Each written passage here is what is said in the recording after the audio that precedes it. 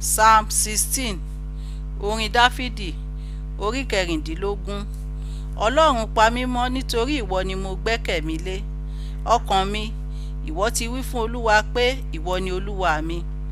Èmi kò ní ire kan lẹ́yìn rẹ. Sí àwọn ènìyàn mímọ́ tí ó wà ní ayé, àní sí àwọn ọlọ́lá, nínú ẹni tí dídùn inú mi gbogbo gbé wà. Ìbìnújẹ́ àwọn tí ń sáré tọ Ọlọ́run mìíràn lẹ́yìn yóò pọ̀. Ẹbọ mímu ẹ̀jẹ̀ wọn ni èmi kì yóò ta sílẹ̀, bẹ́ẹ̀ ni èmi kì yóò dá orúkọ wọn ní ẹnu mi. Olúwa ni ìpín ìní mi àti ti àgọ́ mi, ìwọ ni ó mú ìlà mi dúró. Okùn títà bọ́ sọ́dọ̀ mi ní ibi dáradára. Lóòótọ́, èmi ní ogún rere.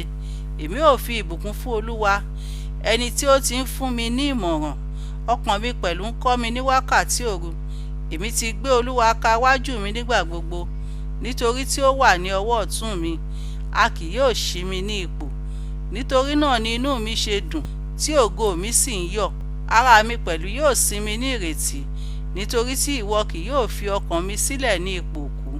Bẹ́ẹ̀ ni ìwọ kì yóò jẹ́ kí ẹni mímọ́ rẹ kí ó rí ìdíbàjẹ́. Ìwọ ó fi ipa ọ̀nà ìyè hàn mí. Ní iwájú rẹ ni ẹ̀kún ayọ̀ wà, ní ọwọ́ ọ̀tún rẹ ni dídì inú wà láéláé. Àmín.